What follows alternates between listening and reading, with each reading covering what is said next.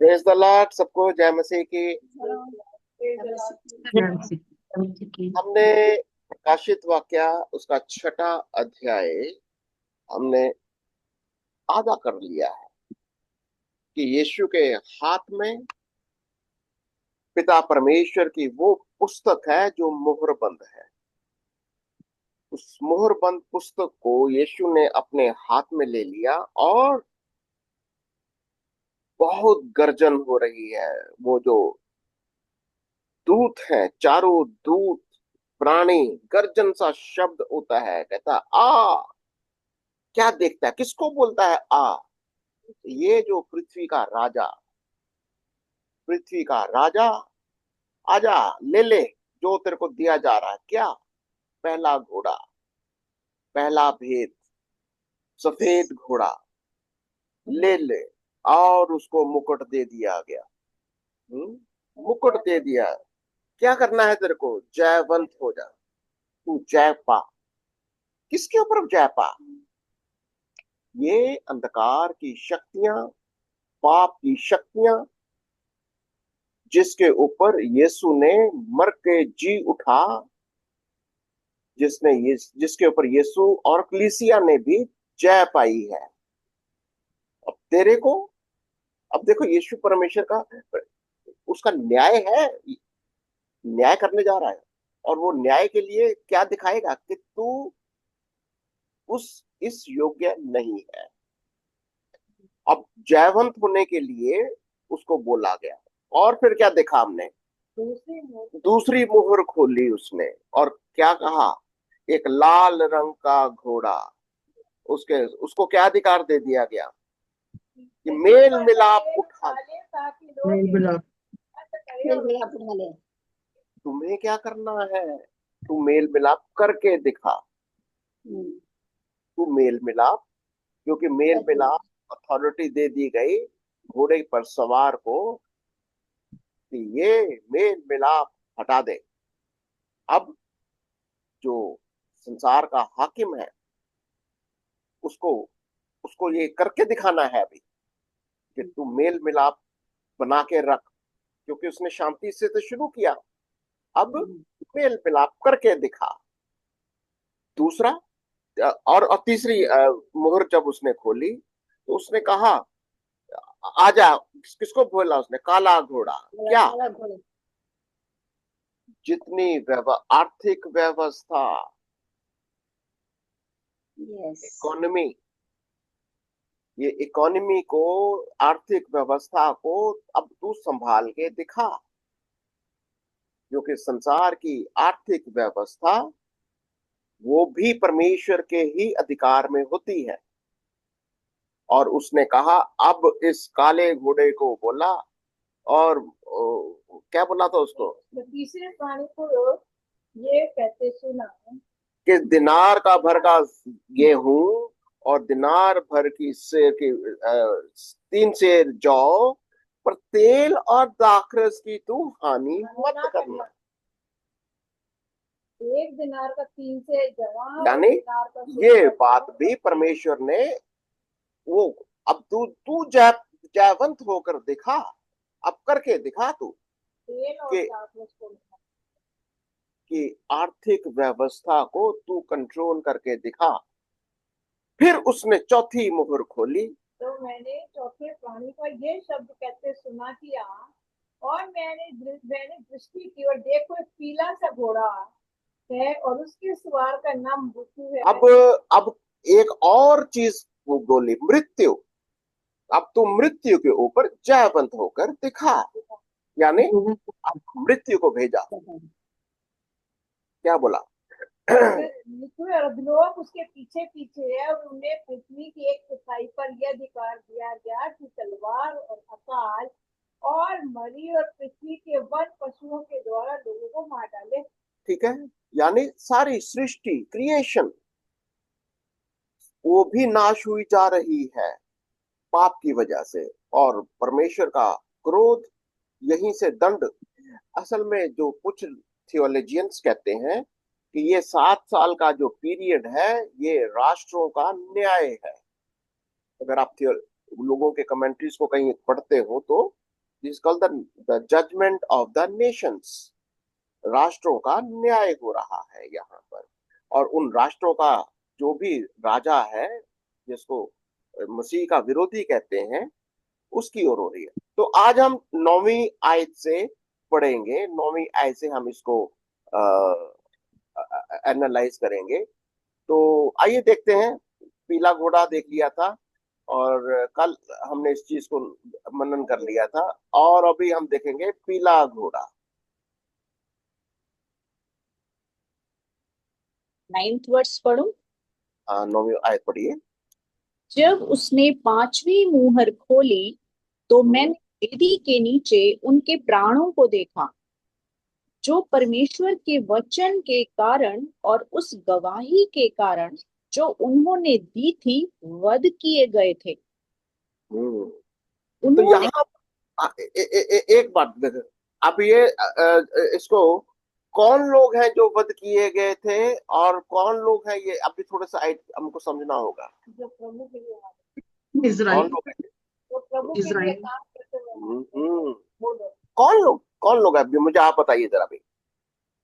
Church तो उठा लिया अब क्या, ये कौन है? इज़राइली है, इज़राइली वेरी गुड। परमेश्वर की वजह से ये जल इजराइल है, अभी तक इनका रेजरेक्शन नहीं हुआ। ये परमेश्वर के वचन इजराइल के के कारण। वो संत लोग हैं जिन्होंने अभी तक यीशु को ग्रहण नहीं किया, यीशु के आने का इंतजार कर रहे थे। देखो, अब ये जो लोग मृतक हैं, ये उस वेदी के नीचे, यानी एक स्थान है जहां पर वो वे सारे मृतक, उनकी रूहें, जिसको उनकी आत्माएं वहां पर है, और वो चिल्ला रहे हैं, तू हमारा न्याय कब तक नहीं करेगा। वो रो रहे हैं, प्रार्थना कर रहे हैं, पूछ रहे हैं। कहते हे स्वामी हे पवित्र। क्या जवाब मिला उनको? जब तक तुम्हारे जितने भी इजराइल के लोग हैं, इनकी गिनती पूरी नहीं हो जाती, थोड़ा आराम करो। ये ध्यान देना, क्योंकि ये इजराइल है। इसको कंफ्यूज नहीं करना कि ये मसीही लोग हैं। ये इजराइल है, क्योंकि इजराइल अभी यहाँ पर इसका देखो, जब 5वीं 8वीं कौन सी थी, उसने 5वीं मोहर खोली, और हाँ, 10वीं आयत के साथ। उन्होंने बड़े शब्द से पुकार कर कहा, हे स्वामी, हे पवित्र और सत्य, तू कब तक न्याय ना करेगा हम्म। और पृथ्वी के रहने वालों से हमारे लहू का बदला कब तक ना लेगा। कब तक तू बदला ना लेगा। देखो, यहाँ पर अगेन मैंने आपको बोला था, दो बातें हमेशा आपके सामने आएंगी। पृथ्वी के रहने वाले और स्वर्ग के रहने वाले। ये इजरायली लोग जो मर चुके हैं, चाहे अभी तक रैप्चर नहीं हुआ था, उन्होंने कभी भी अपने आप को इस संसार का नहीं समझा। जैसे अब्राहम अब्राहम ने कभी भी अपने आप को इस संसार का नहीं समझा। उसने अपने आप को स्वर्गिक स्थानों का, वो वाला घराना, वो वाली जगह, वो वाला जेरूसलम, उसका वो इंतजार करता था। यानी इजराइल में भी विश्वासी लोग अपना निवास स्थान, अपनी नागरिकता संसार की नहीं कहते। वो कहते हमारी नागरिकता स्वर्ग की है, लेकिन संसार के अंदर उन्हें तकलीफ होती है, उन्हें एक्सेप्ट नहीं किया जाता। आज भी देखो, इजराइल के साथ यही प्रॉब्लम है। परमेश्वर ने इजराइल को ये देश दिया, जेरूसलम दिया, पूरा देश दिया, पर संसार के लोग उनको वो देश समझते ही नहीं। ये तुम्हारा देश नहीं है। आज की समस्या क्या है कि ये लोग आज भी इजराइल को, इजराइल कहता है वचन के अनुसार, शास्त्रों के अनुसार, कोई 2,500-3,000 साल पहले हमारे को ये देश दिया गया था, पर लेकिन संसार के लोग आज भी उनको नहीं मानते। यानी दो कैटेगरी के लोग हैं। इज़राइल को ये जमीन दी गई रहने के लिए,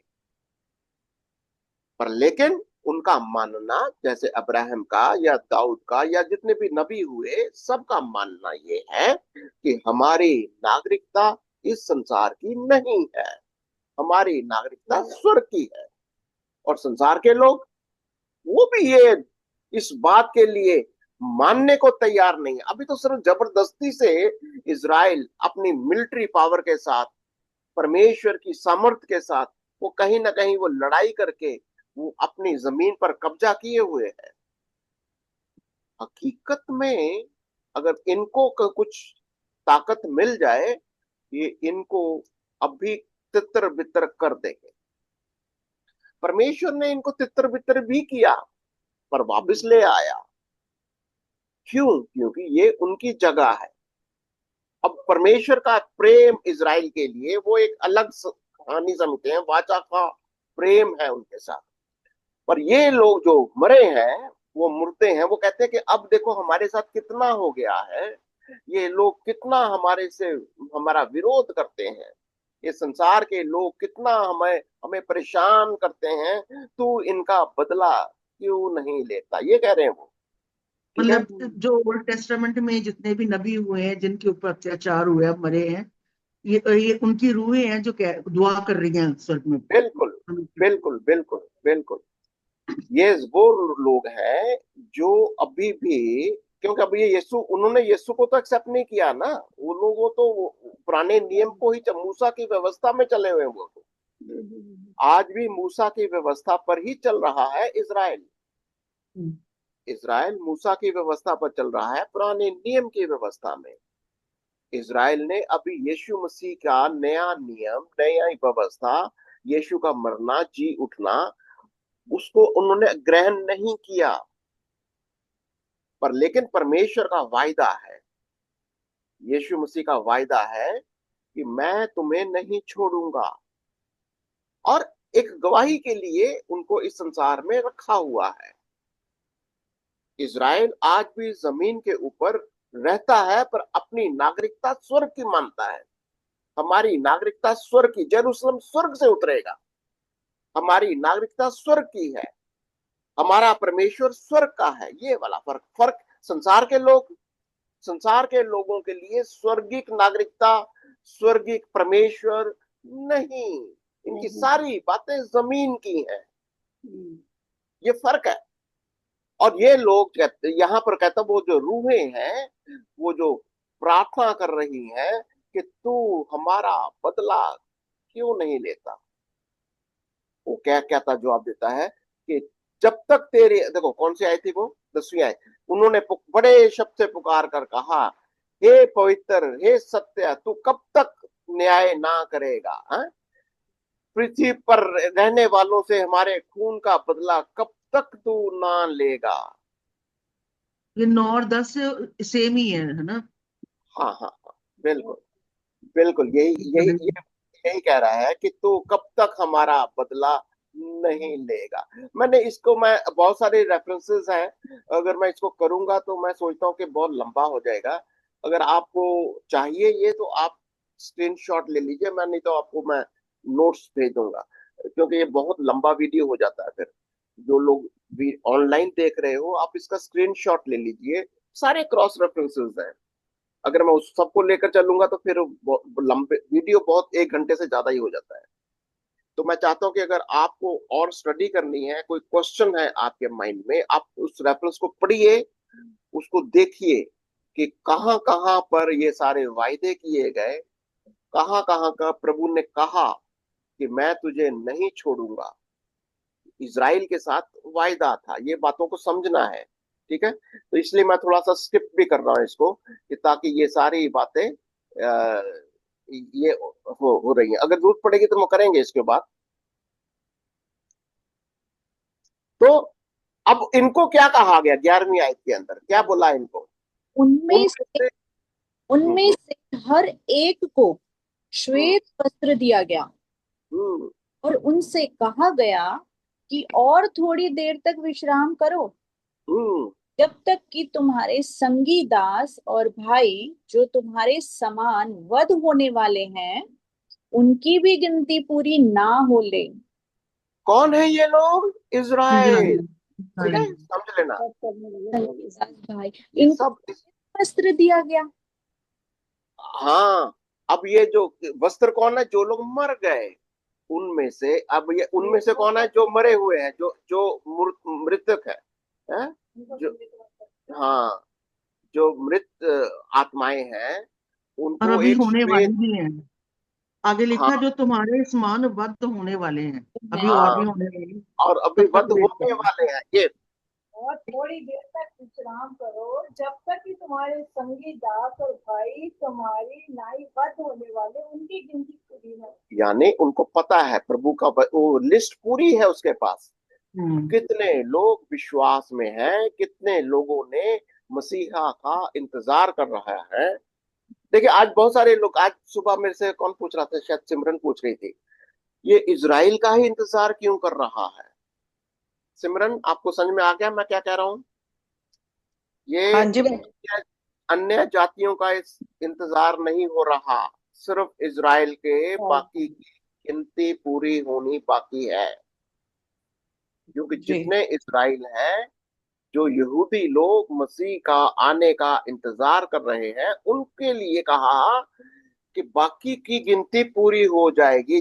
वो जब जिस दिन वो गिनती पूरी हो जाएगी, यीशु मसीह आ जाएगा। ओके। ये ये जब जब हमने 3:5 में पढ़ा था कि जो जय पाए उसे इसी प्रकार का श्वेत वस्त्र पहनाया जाए, और मैं उसका नाम जीवन की पुस्तक में से किसी रीति से ना काटूंगा। बिल्कुल। तो उन्होंने जबकि उसके नाम उसको वो नहीं करा इतने टाइम तक, फिर भी परमेश्वर ने उनको श्वेत वस्त्र दिया। ये जो मृतक आत्माएं हैं, ये जो मृतक लोक में, कहाँ पर है? ये स्वर्ग के अंदर एक वेदी है। वेदी के नीचे वो स्पिरिट्स हैं सारी, उनको एक श्वेत वस्त्र दिया गया। हमें भी कहा तुम भी श्वेत वस्त्र पहन लो, आपको याद है? तो यस। श्वेत वस्त्र पहनने के लिए कहा कि तुम अपने वस्त्रों अच्छा, आगे देख लेंगे इसको, आगे देखेंगे हम इसको, कि वो वस्त्र हमें भी कहा गया कि तुम भी पहनो। देखो या प्रकाशित वाक्य 3 और उसके 4 और 5 आयत को देखो जरा।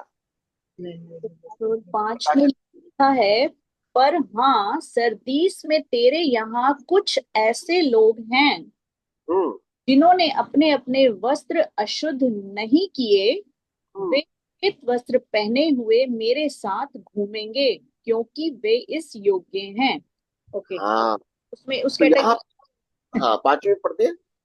हाँ, 5। 5 भी है, 5 भी पढ़ने हैं।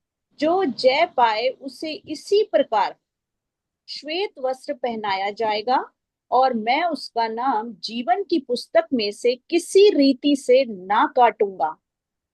तो ये जो श्वेत वस्त्र है, ये जो श्वेत वस्त्र है, ये धार्मिकता का प्रतीक है। धार्मिक यानी परमेश्वर की दृष्टि में हम धर्मी हैं। हमारे वस्त्र सफेद हैं, श्वेत हैं। और परमेश्वर, प्रभु का वचन क्या कह, कलीसिया को क्या बोला? कि तुम्हें अपने वस्त्रों को बिल्कुल श्वेत रखना है, बेदाग। शुद्ध करना। तो एक बात तो हो रही है पास्टर जी, आगे लिखा है जो जय पाए। ये हम्म। कितना वर्ड है, शब्द है, श्वेत कंडीशन वस्त्र है। पे लिखा है जो जय पाए, जैसे आप हमेशा सुनते हो जय कंडीशन है ना, कंडीशन है। Interesting, very good. इसका मतलब आज कलीसिया को एक जयवंत कलीसिया होना है। एक हारी हुई कलीसिया, खास तौर से पाप और पाप की शक्ति के ऊपर कलीसिया को हारे हुए नहीं होना। हमें पाप और पाप की शक्ति, संसार की शक्तियों के ऊपर जयवंत होना है। इसको ऑलरेडी हमने पहले भी सीखा था कि जयवंत हमको उधर जाकर नहीं होना, फ्री होना प्रभु के इधर होना है, यहाँ पर। यही करो। बहुत सारे लोग इस चीज को, हम तो शरीर में हैं, हम तो इस संसार में हैं, हम जैव, सब बहाने हैं ये। यीशु का लहू, यीशु का नाम, यीशु का वचन हमें पाप और पाप की कोई भी शक्ति हो उसके ऊपर जयवंत होने के लिए धर्मी ठहराता है। कोई ये नहीं कह सकता कि मैं जयवंत नहीं हो सकता। हाँ, ये है कि हम अपने गुनाहों का इकरार करते जाएं। मैं हमेशा ये सिखाता हूं, अपने गुनाहों को रोज पर रोज जब कहीं आपको कुछ भी दिखता है जयवंत होते जाओ लगातार। It is a continuing work. रोजाना का ये काम है, रोज मरना है, रोज जीना है, रोज जी उठकर अपने कपड़ों को श्वेत रखना है, अपनी धार्मिकता के वस्त्रों को सफेद रखना है। ये जैसे हम कपड़े रोज बदलते हैं, रोज हमारे कपड़े गंदे होते हैं, हम रोज इसको बदलते हैं। क्या मतलब है? इसी तरीके से हमारे धार्मिकता के वस्त्र मैले नहीं होने चाहिए। यीशु का लहू, यीशु का नाम, यीशु का वचन हमें शुद्ध करता है, जयवंत करता है। ये कंटिन्यूइंग प्रोसेस है। प्रकाशित वाक्य 22 की 14 में भी सर यही बात लिखी है कि धन्य है वे जो अपने वस्त्र धो लेते हैं। धुले हुए हैं, ये हमारे को जयवंत होना एक वन टाइम एक्टिविटी नहीं है, डेली रोज का ये काम है हमारा। ठीक है, तो ये बात को समझना है। ये जयवंत होते उनको दिए गए जो स्वर्ग में है, अब उनको सफेद वस्त्र दे दिए गए हैं। और स्वर्ग में क्या हो रहा है? बहुत सारे लोग, आप देखेंगे इसके अंदर बहुत सारे लोग उसकी स्तुति आराधना है, और आराम के अंदर। अब देखो, जैसे जैसे शांति आराम की बात आती है, हमारी हमारा सबक कब कब होता है? क्या हमें हमें आराम कब मिलता है? क्या मरने के बाद मिलता है, या अभी अभी आराम में जाना है? अभी जीते जी अभी राम में जाना। अभी मेरी यार, मट्टी परमेश्वर का, मरने के बाद हम परमेश्वर का धन्यवाद नहीं कर सकते, जीते जी कर सकते हैं। अभी अभी आज गीता था जब पर जीवित हैं हम, आराम में दाखिल होना है। तभी तो उसका वचन कहता है ना, बोझ से दबे हुए लोगों मेरे मेरे पास पास आओ, करना। मैं तुम्हें आराम दूंगा। अब मरने के बाद आराम की बात नहीं हो रही है, इधर की बात हो रही है। ये कलीसिया को ये कहा जा रहा है, यहीं पर तुम्हें आराम लेना है, यहीं पर तुमको सफेद वस्त्र पहनने हैं, यहीं पर तुमको जयवंत होना है। वो जो कहानियां लोग समझाते हैं ना, मरने के बाद आप शांति में चले गए, अब आराम से सो जाओ, वो सोना अभी है, अभी से। वो अभी की बात कर रहा है, शब्द भी अभी का है, ये बात है। इब्रानियों 4 और उसकी 10वीं आयत में पढ़ो जरा। इब्रानियों 4 और उसकी 10वीं आयत। क्योंकि जिसने उसके विश्राम में प्रवेश किया उसने भी परमेश्वर की नाई अपने कामों को पूरा करके विश्राम किया। विश्राम हमको अभी करना है, आज करना है। इसी को तो जयवंत कहते हैं। हम जयवंत कैसे होते हैं? जब यीशु मसीह के अंदर हम विश्राम पाते हैं, यीशु मसीह के अंदर हमें धार्मिकता मिलती है। ये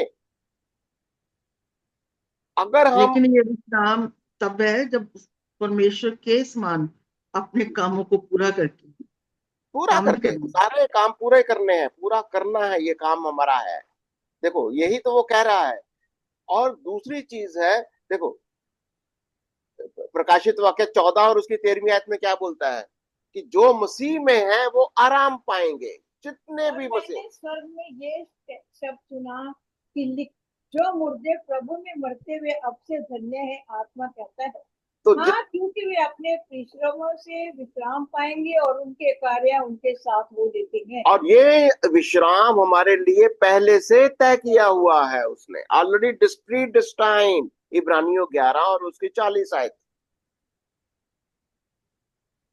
इब्रानियों 11 और उसकी 40 आयत। देखो, ये हमेशा क्योंकि परमेश्वर ने हमारे लिए पहले से एक उत्तम बात ठहराई कि वे हमारे बिना सिद्धता को ना पहुंचे। पहले से ठहराया उस सिद्धता की ओर। सिद्धता क्या है? विश्राम। वो धार्मिकता, वो श्वेत वस्त्र प्रभु ने हमारे लिए पहले से ठहराए हुए। आज हमको करना क्या है? आज वो चीजें हमारे लिए तैयार है, हमको सिर्फ लेना है। जी करिए। Claim it. हमारे लिए विश्राम दिया हुआ है, ले लो। सफेद वस्त्र है, ले लो। तुम्हारे लिए धार्मिकता है, ले लो। सब कुछ यीशु मसीह में हमारे पास अवेलेबल है। हमें जयवंत हो जाना है, ये कह रहा है, तुमको जयवंत होना है। और पौलुस क्या सिखाता है प्रेरितों का 20 और 24 आयत के अंदर, प्रेरितों 20 और उसकी 24 आयत में, परंतु मैं अपने प्राण को कुछ नहीं समझता कि उसे प्रिय जानूं, वन ये कि मैं अपनी दौड़ को और उस सेवकाई को पूरी करूं जो मैंने परमेश्वर के अनुग्रह के सुसमाचार पर गवाही देने के लिए प्रभु यीशु में पाई, तो यीशु से पाई। पौलुस क्या सिखा रहा है? मैंने ये काम पूरा कर लिया है, मैं जयवंत हो चुका हूँ। ये बात को पौलुस अपने गवाही के अंदर, शिक्षा के अंदर बता रहा है। और दूसरा तिमुथी 4:7 के अंदर क्या कहता है वो? दूसरा तिमुथी 4:7, मैं अच्छी कुश्ती लड़ चुका हूँ, मैंने अपनी दौड़ पूरी कर ली है, मैंने विश्वास की रखवाली की है। मैंने विश्वास की रखवाली कर ली है, मैं एक अच्छी कुश्ती लड़ चुका हूँ। ये तो प्रभु का वचन क्या सिखा रहा है हमारे को? हमें जयवंत होना है। स्वर्ग में जाकर एक जयवंत वालों की एंट्री है, जो विश्वास में जयवंत है, मसीह में जयवंत है, जो श्वेत वस्त्र पहने हुए हैं। और इजरायली लोगों की प्रॉब्लम क्या है? वो मसीहा का इंतजार कर रहे हैं, पुराने नियम में भी और आज भी वो मसीहा का इंतजार कर रहे हैं, और उसी धार्मिकता के अंदर वो मर जाते हैं। और आज भी इजराइल इंतजार कर रहा है। इसीलिए प्रभु उनके लिए वो कहता है, उनके उनके लिए स्पेशल कहता है, मैं तुम्हारा तुम्हें छोड़ूंगा नहीं। ये प्रभु का वायदा है। मैं जब तुम मुझे पुकारोगे, जब तुम विश्वास कर लोगे, मैं आ जाऊंगा। यस प्रभु। वो हिजकिय्याल में भी लिखा हुआ ना, जो सूखी हड्डियों पर फिर भविष्यवाणी करता है, हाँ, सारे सबका उद्धार हो जाएगा। हाँ, बिल्कुल। आपको हिजकिय्याल पूरा याद हो गया। जब उसने 12वीं, हाँ उसने 6वीं मुहर खोली तो हाँ, मैं देखा कि एक बड़ा भूकंप हुआ और सूर्य कंबल के समान काला और पूरा चंद्रमा लहू के समान हो गया। अब यीशु ने क्या क्या दिखा रहा है अभी? कि उसके पास सारी ब्रह्मांड का सूर्य है, जितने भी चंद्रमा है, या जितनी भी शक्तियां हैं, ये सारी शक्तियों का सारा अधिकार मेरे पास है। जब यीशु आएगा तो प्रभु का वचन क्या कहता है? सूर्य अंधकार में हो जाएगा। 24 में, मत्ती 24 में लिखा। हाँ, वो सारी रेफरेंसेस है हमारे पास। चंद्रमा अपना प्रकाश छोड़ देगा, आकाश की शक्तियां हिलाई जाएंगी। मैं आपको क्रॉस रेफरेंसेस आपके पास है, अगर आपको स्नैपशॉट लेना है तो ले सकते हो। देखो मत्ती 24:7 में जैसे कहता है कि जब यीशु आए, देखो इस तस्वीर को देखना, ये तस्वीर को देखो। ये 7 साल का पीरियड है, मैं हमेशा याद दिलाता हूँ ऐसे, 7 इयर्स। अब ये जो चल रही है बातें, ये कहीं ना कहीं 7 इयर्स की बात हो रही है। इसके बीच में जब यीशु आएगा, यहां से यीशु आएगा, 7 साल जैसे ही कंप्लीट हो जाएंगे, यहाँ पर सूर्य अंधकार में हो जाएगा। ये सूर्य अंधकार में, ये यहाँ की बात हो गई। चंद्रमा लहू के समान, ये यीशु के सेकंड कमिंग की यहाँ पर बात होगी, इस समय पर होगा। ठीक है। तो ये बात को कहता, जब मैंने 6ठी मोहर खोली तो क्या देखा? एक बड़ा भूकंप हुआ, सूर्य कंबल के समान काला पूरा। यानी अभी क्या हो गया? अभी ये बिल्कुल यहां तक आने वाला है। 6ठी मोहर खोलने वाला मतलब फ्यूचर दिखा रहा है कि कहीं ना कहीं यीशु का सेकंड कमिंग बिल्कुल। देखो याद रखो, देखो जितनी भी मोहरें हैं, ये 7 साल के पीरियड में धीरे धीरे धीरे धीरे करके खोल रहा है। पहली मोहर कब खोली? जब उसको अधिकार दिया गया, तू राज कर ले, 7 साल कर ले। जैसे जैसे वो टाइम निकलता जाएगा, अभी आपको करना क्या है, जब आप हम्म, प्रैक्टिस करते हो, बाइबल स्टडी करते हो, तो कोशिश करो कि ये वाला इंसिडेंट कब होने जा रहा है। देखो, हो सकता है पहली मोर यहाँ पर खोली उसने, दूसरी मोर यहाँ खोली, ये पहली हो गई, तीसरी हो गई, चौथी हो गई, पांचवी हो गई, छठी हो गई, सातवीं हो गई। तो ये मोहरें कब खुलेंगी, ये आपको ये वाला ऐसा तो पीरियड को माइंड में रखना है। Okay, yes. जब यीशु आने वाला होगा, इसका मतलब कहीं ना कहीं ये एंड, 7 साल अभी कंप्लीट होने ही वाले हैं, उस पीरियड की बात हो रही है। तो इस इसको ध्यान रखो कि प्रोफेसी है ये। देखो, जब हम प्रोफेसी की बात करते हैं, यानी भविष्यवाणियां हैं, ये भविष्यवाणियों को बिल्कुल सटीकता के साथ तो नहीं कह सकते, पर एक बात जरूर, साल 2 साल का फर्क रहेगा बस सारा। क्योंकि ये बातें आप देखेंगे ना, 7 साल को आपने 7 पीरियड्स के अंदर डिवाइड कर दिया। हम्म, पहली मोहर, जैसे ही वो एंटी क्राइस्ट को राज्य शुरू होता है, दे दिया सफेद घोड़ा। हम्म, दूसरी मोहर, तीसरी मोहर, चौथी मोहर, खोलता जा रहा है। और जैसे जैसे खोलता जा रहा है, इसका मतलब उठ 7 साल का पीरियड खत्म हो रहा है। आप अगर चाहते हो 7 साल में, एक एक साल में डिवाइड करना चाहते हो, बड़ा मतलब अप्रोक्सीमेटली ठीक बैठेगा। आप उसको लगा भी सकते हो कि हर साल लगा लो। अगर अगर मैं एक अंदाजे के तरीके से आप लगा सकते हो कि ये जो पांचवी मोहर है, कहीं ना कहीं 7वां साल या छठा साल चल पड़ा है, या हम्म, ऐसे करके छठा साल चल रहा है या 7वां साल शुरू हो रहा है, ऐसे करके तो आपको अंदाजा लगेगा।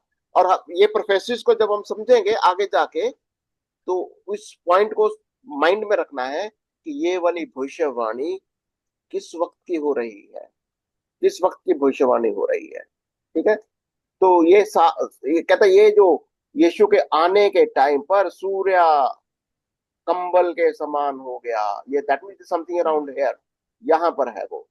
और चंद्रमा पूरी तरीके से काला लहू के समान हो गया। तो बिल्कुल, अगर अगर आपने इन इन भविष्यवाणी को पढ़ा, मत्ती 24 का 7 में, तो मत्ती 24 के 7 के अनुसार आपको क्या लगता है, ये कौन सा वाला पीरियड है? क्योंकि जाति सेकंड कमिंग है। चढ़ाई सेकंड सेकंड कमिंग। कमिंग जगह यीशु जब बादलों के साथ आएगा, बादलों आएगा। पर आएगा, यानी अब आना एक तो चोर के समान होता है। जो वो पहले 7 साल के बिल्कुल स्टार्टिंग में यीशु चोर के समान आता है, रैप्चर है, कलीसिया को उठा के जो ले गया। रैप्चर है। जब कलीसिया को ले गया। रैप्चर है। 7 साल के बाद बादलों में आ रहा है। जब सेकंड बादलों में आ कमिंग। रहा है, सूर्य अंधकार, सूर्य अभी अपनी रोशनी बंद, चंद्रमा की रोशनी खत्म, आसमान की शक्तियां हिल गई। तो आपको इस बात को समझना है कि ये वाला पीरियड कब की बात हो रही है। ठीक है, जैसे 24 7 में हम देखते तो कहाँ, तो जब भविष्यवाणी देख रहे हैं तो कब की भी भविष्यवाणी हो रही है, बिल्कुल यीशु के सेकंड कमिंग। यहाँ पर 24 की बात हो रही है। जब वो कहता है कि अर्थक्वेक आएंगे, भूकंप आएंगे, ये कहीं ना कहीं यहीं पर आ जाता है। सब कुछ इधर ही हो रहा है, इसी पीरियड में हो रहा है। प्रकाशित वाक्य 11 का 13 में जब भी आप देखोगे, आपको आप सबको फिट करना यहीं पर। और बिल्कुल आसमान की शक्तियां हिल रही हैं, प्रकाशित वाक्य, ये सब हम देखेंगे। और जब पुराने नियम के जब पढ़ते हैं, जब इस यशायाह की भविष्यवाणियां, आपको क्या लगता है, ये यशायाह ने 13 का 10 में कौन सी भविष्यवाणी करी थी? यशायाह 13 का 10। क्योंकि आकाश के ताराखंड और बड़े बड़े नक्षत्र अपना प्रकाश सुना देंगे। तो अब जब पुराना नियम पढ़ते हो, आपको अंदाजा लगना चाहिए भविष्यवाणी कब की है। Second second coming. सेकंड कब? तो तो सूर्य हमेशा पुराने नियम को पढ़ो या नए नियम को पढ़ो, आपको भविष्यवाणी से अंदाजा लगना चाहिए कि ये कहीं ना कहीं यीशु की दूसरी आमद के बारे में बता रहा है। अब यस। जैसे यशायाह 13 10 में पढ़ा हमने, और क्या देखेंगे अभी हम, जोएल करता है, जैसे जैसे जोएल नबी की किताब। मैं आपको इसलिए पुराने नियम दिखा रहा हूँ कि आपको जब पुराना नियम पढ़ोगे तो आपको ये सब कुछ समझ में आना चाहिए। जोएल नबी ने क्या कहा? 2 का 10। 2 का 10 देख लो इधर। कांप उठती है और आकाश थरथराता है, सूर्य और चंद्रमा काले हो जाते और तारे झलकते नहीं। ये कौन सी भविष्यवाणी है? बिल्कुल यही। अपने वस्त्र नहीं, अपने को ही फाड़कर परमेश्वर यहोवा की ओर फिर रहो, क्योंकि वह अनुग्रहकारी, दयालु, विलंब से क्रोध करने वाला, करुणा निदान और दुख देता। योएल 3:15 पढ़ लो, योएल 3:15। सिय्योन में नरसिंगा फूको, उपवास का दिन ठहराओ, महासभा का प्रचार करो। 3:15। 3:15। सूर्य और चंद्रमा अपना अपना प्रकाश ना देंगे और ना तारे चलेंगे। तो यहाँ पर चमकेंगे। अभी आपको समझना चाहिए। जब देखिए, ये मैं इसलिए कहता हूँ कि ये जो प्रकाशित वाक्य है, इसका जो टाइम लाइन है ना, टाइम स्केल, इसको पढ़ना मसीहियों के लिए, विश्वासियों के लिए, जो यीशु को विश्वास करते हैं, बहुत जरूरी है। कि कभी बोला धन्य है तुम अगर तुम इस किताब को, इन वचनों को पढ़ते हो। क्यों? पुराने नियम की सारी भविष्यवाणियां, नए नियम की सारी भविष्यवाणी आपको एकदम माइंड में बैठ जाएंगी। आपको याद करने की जरूरत नहीं है। एकदम से आपको लगेगा, ओ ये इस पीरियड की बात कर रहा है, ये कब की बात कर रहा है।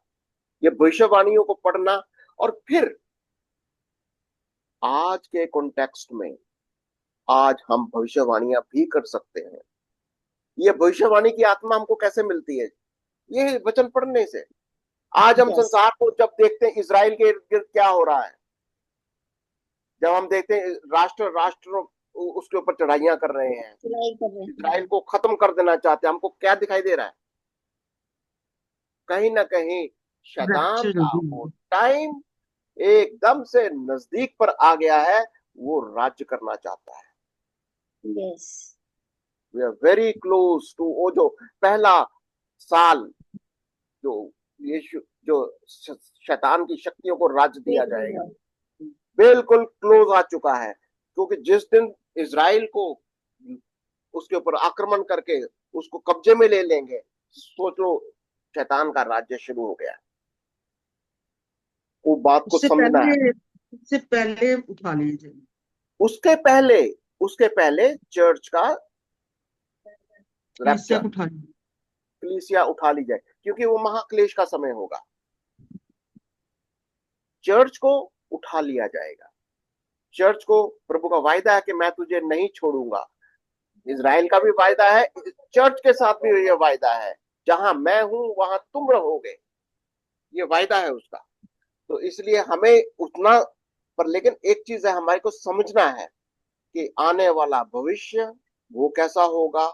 आज जो चल रहा है ये क्या हो रहा है, भविष्यवाणी हमको समझनी है। बहुत सारे लोगों को अपने आप को प्रॉफिट्स कहते हैं। देख, सुना कभी आपने? प्रॉफिट एक, मैं मुझे कोई बुराई नहीं है इसमें, कोई बात नहीं, कहो अपने आप को प्रॉफिट। पर प्रॉफिट का मतलब क्या है? ये प्रॉफिटिक मिनिस्ट्री है कि जो प्रॉफिटिक मिनिस्ट्री करता है वो आज संसार में क्या हो रहा है, वचन क्या कह रहा है, उसके अनुसार आज का जो चल रहा है ये क्या चल रहा है, इसी को बोलते हैं भविष्यवाणी की सेवकाई, प्रॉफिटिक मिनिस्ट्री। बहुत सारे लोगों को शौक है कि अपने नाम के पीछे प्रॉफिट लगाना चाहते हो, लगाओ, कोई बात नहीं, पर लेकिन अपनी सेवकाई को भी समझो।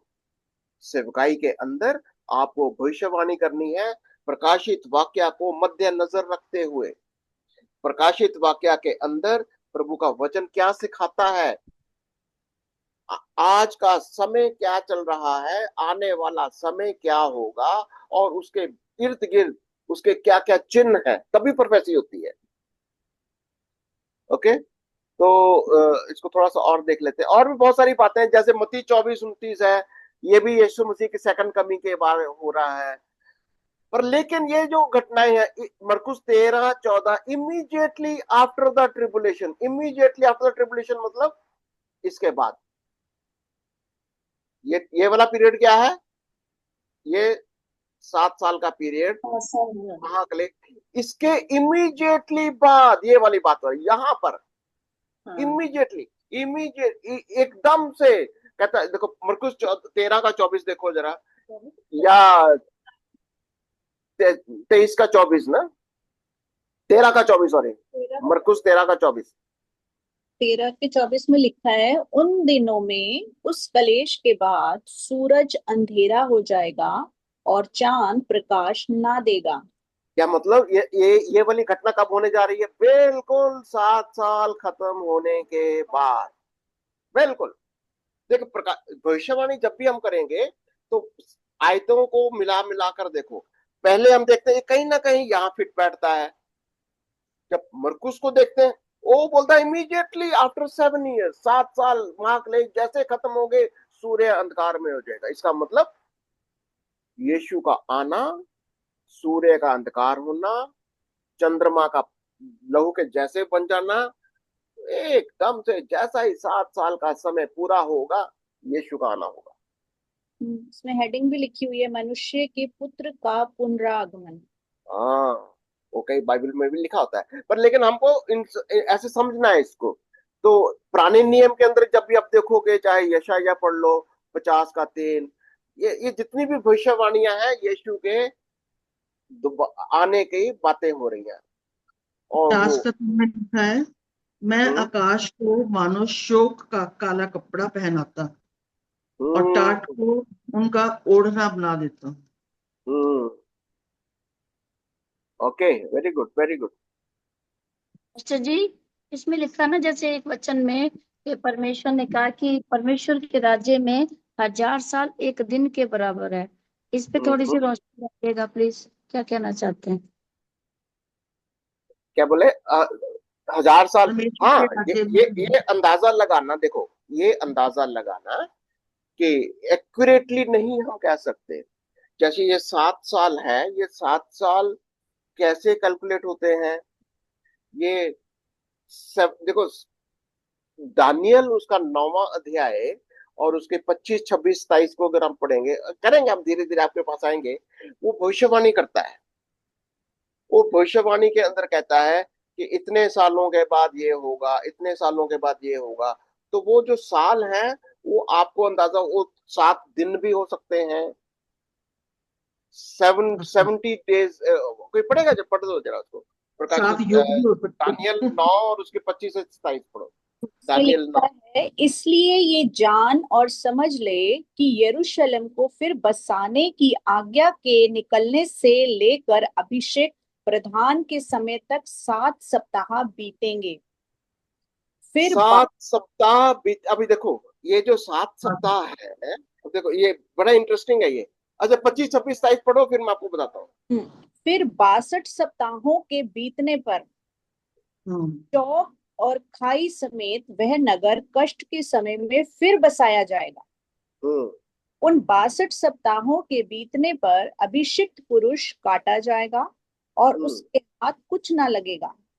और आने वाले प्रधान की प्रजा नगर और पवित्र स्थान को नष्ट तो करेगी, परंतु उस प्रधान का अंत ऐसा होगा जैसा बाढ़ से होता है। तो हम्म उसके अंत तक लड़ाई होती रहेगी, क्योंकि उसका उजड़ जाना निश्चय ठान लिया गया है। हम्म वह प्रधान 1 सप्ताह के लिए बहुतों के संग दृढ़ वाचा बांधेगा, परंतु आधे ही सप्ताह के बीतने पर वह मेल बलि और अन्न बलि को बंद करेगा और अभी बस ठीक है, काफी है। अभी बताइए, ये 1 सप्ताह क्या है? ये 1 सप्ताह बिल्कुल वही समय है। कौन सा वाला समय? वो ये जो जब घृणित वस्तु आएगी चर्च में नजर हाँ, ये आएगी। 7 साल का समय है। ये 1 सप्ताह कौन सा है? ये 7 ईयर।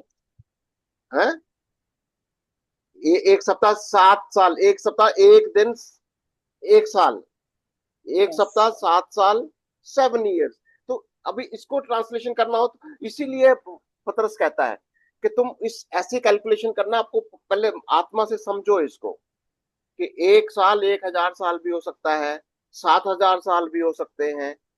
तो यस। वो इसीलिए उसमें लिखा हुआ, यही बात लिखी हुई है कि एक दिन 1000 वर्ष के बराबर है। और एक हाँ सप्ताह में अगर 7 दिन है तो वो एक सप्ताह आपका 7 साल है। हाँ, और हमारे तो 7 7 साल उस प्रभु का शायद एक दिन हो। बिल्कुल।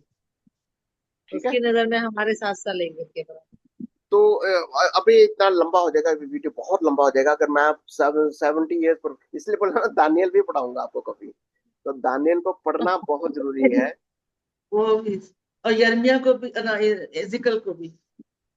तो दानियल कहता है ये 7 साल, एक सप्ताह जो है वो उसी को 7 ईयर्स हम कह रहे हैं।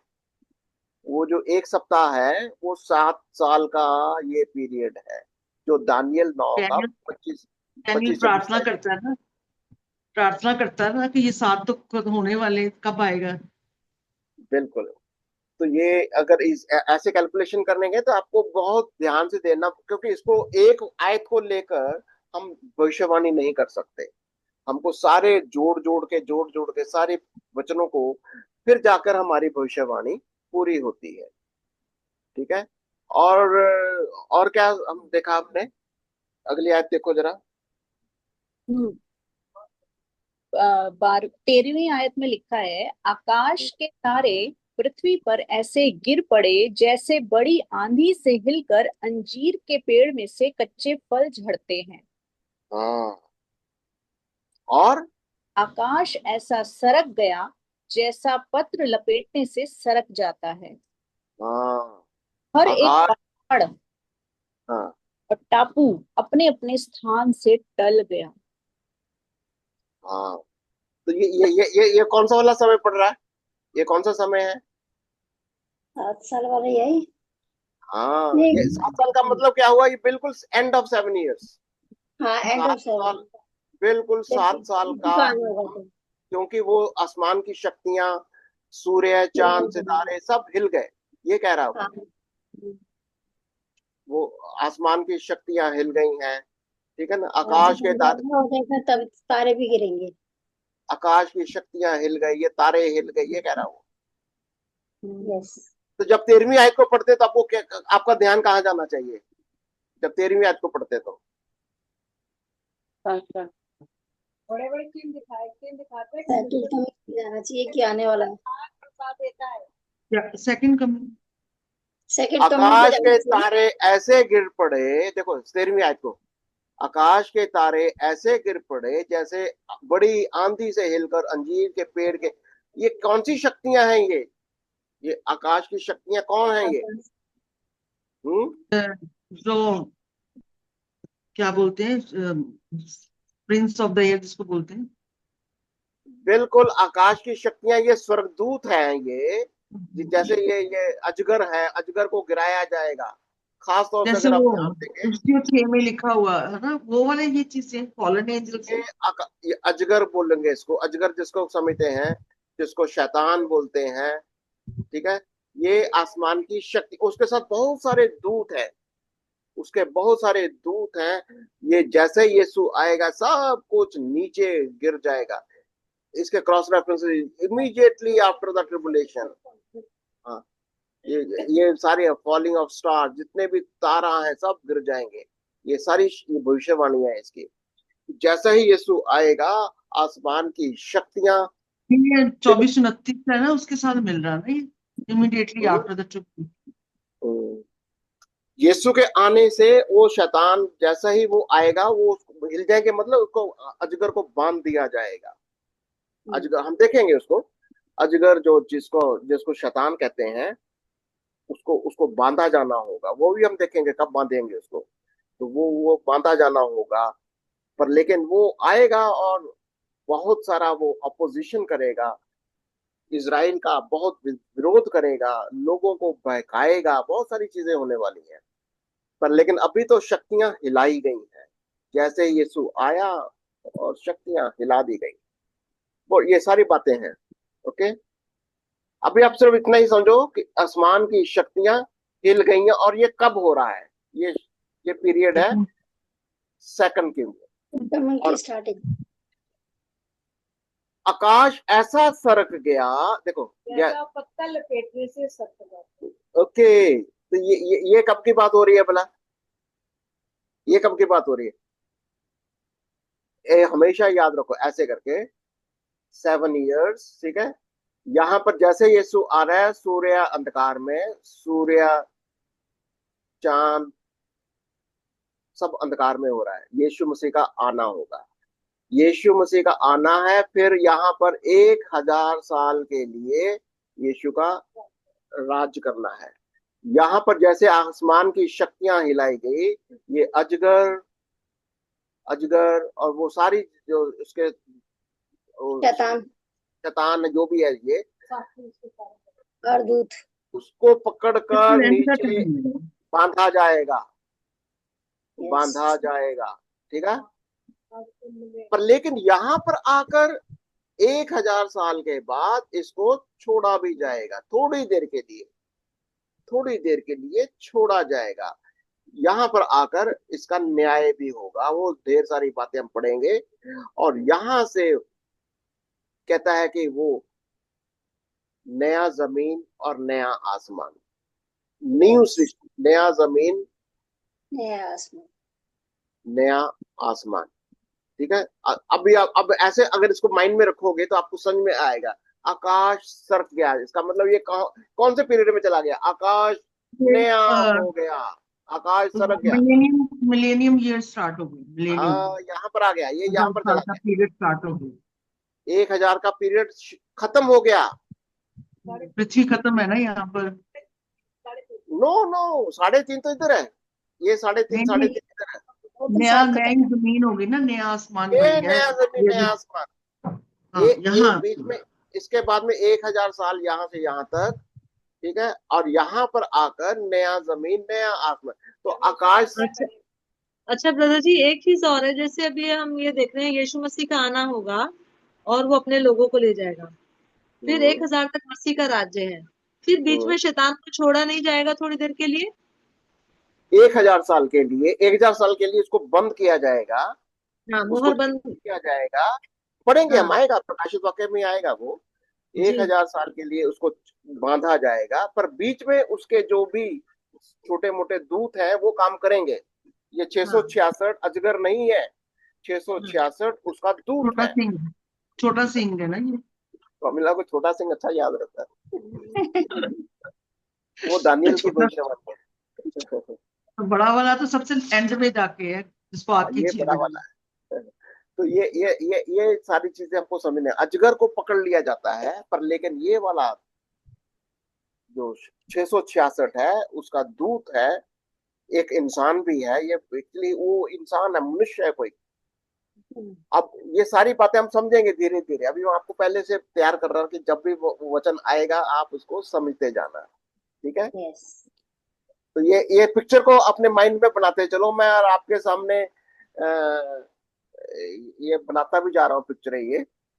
जैसे पतरस बोलता है, पहला दूसरा पतरस 3:10 में क्या कहता है? प्रभु का दिन कैसे आता है? चुप, चोर के चोर के समान चोर कब आएगा? पहले जब कलीसिया टाइम, कलीसिया को उठाने। चोर के समान। कलीसिया के टाइम में जब कलीसिया उठाए जाएंगे। हाँ, उस दिन एक भयंकर गर्जना के साथ आकाश विलीन हो जाए। अब ये कौन सा दिन चला गया?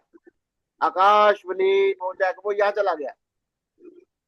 ये आकाश विलीन। 1000 से स्टार्ट हो गया ना यहाँ से। हाँ हाँ। तो कई बार आपको एक ही आयत में अलग अलग टाइम पीरियड को दिखाई देते हैं, एक ही आयत के अंदर अलग अलग टाइम पीरियड, एक ही आयत में कई कई कुछ कह देता है। यीशु का चोर की तरह आना, फिर नया जमीन नया आसमान। अब 15 तो में जो है वो सेकंड कमिंग है, बिल्कुल इमीडिएटली। तो वो अपने आपको बहुत प्रार्थना के साथ, वचन को समझने के साथ, वचन को वचन के साथ जोड़ने के साथ तब समझ में आता है कि ये एक ही आयत में कौन से वाले समय की बात कर रहा है। ठीक है। और यस। इसको खत्म कर लेते हैं। 14वीं आयत से 15वीं आयत में क्या बोलता है? 15 में कहता है, तब पृथ्वी के राजा और हाँ, धन और सरदार और धनवान और सामर्थी लोग और हर एक दास और हर एक स्वतंत्र पहाड़ों की खो में और चट्टानों में जा छिपे। बिल्कुल वही याद रखो। कैसे? जैसे मतलब जो 7 इयर्स का पीरियड है ये, यीशु का आना है यहाँ पर। जैसे देखेंगे हर एक आंख उसे देखेगी, अब ये वो समय है, हर एक आंख उसे देखेगी कि यीशु आ रहा है। तो पृथ्वी के राजा, प्रधान, सरदार, धनवान, समर्थी लोग, हर एक कहाँ भागेंगे वो? पहाड़ों की खोल में चट्टानों जब भी ये वाली भविष्यवाणी को देखेंगे तो इसका मतलब वो कहीं ना कहीं वो यीशु के सेकंड कमिंग के ऊपर बता रहा है। यीशु मसीह जैसे आएगा, ये संसार के हाकिम, संसार की शक्तियां, ये भी हिल जाएंगी। ये भी संसार की शक्तियां हिल जाएंगी अपने आप को बचाने के लिए। कई कई कहते हैं, कुछ मैंने थियोलॉजियंस को पढ़ा, कहते कहते ये मदर गॉड को कहेंगे बचा ले, पहाड़ों को बोलोगे हमारे ऊपर गिर जाओ, चट्टानों को बोलोगे हमारे ऊपर गिर जाओ, हमको बचाओ। वो वर्शिप करते हैं ना, उसके क्रिएशन की वो वर्शिप करते हैं। वो उसी की क्रिएशन की, और उन्हीं से कहेंगे, और वो कोई उन्हें बचा नहीं पाएंगे, और वो आने वाले क्रोध से। हाँ, इसी के लिए वो कहते हैं ना, आएगा हे तो सांप के बच्चों, तुम्हें किसने जता दिया कि आने वाले क्रोध से भागो। हाँ। तो ये वो चलिए है। एक और आते, ये भी वही कहता है, और पहाड़ों और चट्टानों से कहने लगे हम पर गिर पड़ो, हमें उसके मुंह से बचा। शासन बैठा है और देखने के जो लेवने सिंहासन के पर, बिल्कुल ये सेकंड कमिंग के ऊपर है, ठीक है। मत्ती 24:29। हाँ, इस सारी मैंने आयतें क्रॉस रेफरेंसेस आपको दिए हुए हैं। और जैसे 17वीं आयत में कहता है, क्योंकि उनके प्रकोप का दिन भयानक आ पहुंचा है। कौन ठहर सकता तो ये जोएल की सारी भविष्यवाणियां हैं, जोएल की, मलाकी की, तो कौन खड़ा, यशायाह की, ये सारी भविष्यवाणियां हैं। आप जब भी इसको पढ़ो तो मैं चाहता हूं कि आप इस माइंड को लेकर चलो, क्रोनोलॉजी को समझो, प्रकाशित वाक्य की क्रोनोलॉजी। जब भी वो कहता है कि वो पहाड़ हिल जाएंगे, लोग थर थराएंगे, अर्थक्वेक्स आएंगे, यीशु का आना सेकंड कमिंग है, दूसरी आमद है। ओके, तो हम प्रार्थना करेंगे अभी कि जो लोग प्रार्थना का कोई विषय हो आप जरूर बताइए। और जो जो प्रार्थना करेगा वो ऑनलाइन हमारे को जो देख रहे हैं उनके लिए भी प्रार्थना करना है, ताकि वो लोग भी हमारे साथ जुड़ सकें। सब्सक्राइब करेंगे, बेल बटन दबाएंगे तो आपको हमेशा हमारे वीडियोस का वो नोटिफिकेशन आ जाएगा। आप जरूर इसको हमारे साथ जुड़े रहिए, और आपका सवाल कोई भी हो आप हमें जरूर अपने कमेंट्स में लिखिए। कोई प्रार्थना करेगा?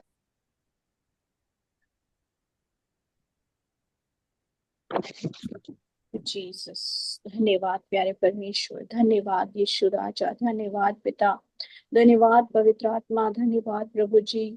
मेरे प्यारे परमेश्वर, धन्यवाद करते हैं इन सारे वचनों के लिए प्रभु जी, आपकी सारी बातों के लिए प्रभु जी, जो गहरे भेद हैं आपके प्रभु जी, जो आप हमें सिखा रहे हो प्रभु जी, पास्टर जी के थ्रू हम धन्यवाद करते हैं प्रभु जी।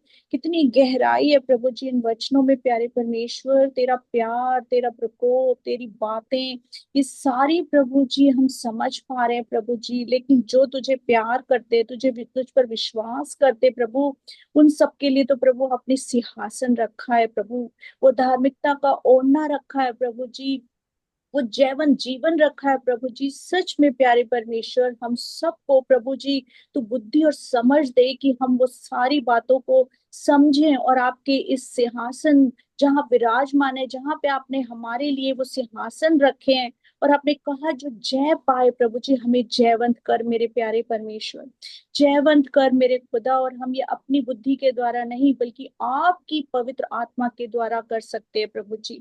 मेरे खुदा, हम सारे भाई बहनों को आप छुए फिर से प्रभु, फिर से प्रभु जी उनको अक्ल दे, बुद्धि दे, कि हम कहीं भी इधर उधर ना ताके, हम कहीं भी ना जाएं अपने जीवन को लेके, अपनी आत्मा को लेके प्रभु जी, हर बात को लेके, अपने आत्मा प्राण शरीर को लेके, सारी बातों को हम तेरे पीछे चले प्रभु जी।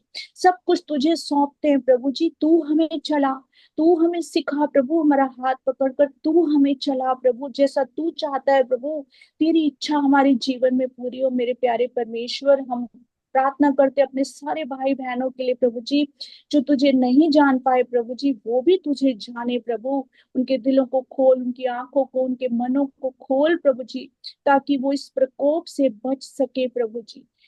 जैसे समय आपने दिखाया हमें, सारे समयों के बारे में आपने हमें बताया प्रभु जी, ऐसे ही प्रभु तो हमारे सारे भाई बहनों के लिए प्रभु जी हम प्रार्थना करते हैं, उनको भी तेरे समय की जानकारी मिले प्रभु जी, तेरे वचन उनके जीवन में काम करे प्रभु जी, उनके दिलों को खोल मेरे प्यारे परमेश्वर, उनको अपनी दया दे प्रभु, अपना अनुग्रह दे प्रभु, ताकि वो भी तेरे सिंहासन के सामने आने पाए प्यारे परमेश्वर, तुझसे अपने अनुग्रह को तेरे अनुग्रह को मांगे प्रभु जी और बचाए जाए, पश्चाताप करें प्रभु जी और तुझ पर ईमान लाएं, विश्वास करें और जाने कि तू ही सच्चा परमेश्वर है, तू ही एकमात्र सच्चा परमेश्वर है प्रभु जी। हम धन्यवाद करते हैं प्रभु जी आपके आज इस वचनों के लिए, पास्टर जी के लिए जो हमें ये सिखा रहे हैं प्रभु जी कि हमें कैसे आप में प्रभु जी हम सीरियस ले इन बातों को प्रभु जी, हम अपने जीवन के साथ अपनी आत्मा के साथ खिलवाड़ ना करें प्रभु जी, सीरियस हो प्रभु जी। जो आपने सिखाया, आपका वचन कहता है जो इसे पढ़ते, जो इसे मानते और जो उस पर चलते हैं, हाँ प्रभु, उनका नाम जीवन की पुस्तक में लिखा जाएगा। हाँ प्रभु जी, मेरे खुदा आप रहम कीजिए, दया कीजिए और हमारे दिलों को तैयार कीजिए प्रभु जी कि हम आपके पीछे चलने वाले हों मेरे प्यारे परमेश्वर। हम अपने सारे जितने यूट्यूब के मेंबर्स हैं जो देख रहे हैं और जो बाद में देखेंगे प्रभु जी, उन सबको प्रभु जी तू छू ले मेरे खुदा, तेरा वचन एक एक को छुए और चंगा करे प्रभु जी और बचाए जाए मेरे प्यारे परमेश्वर।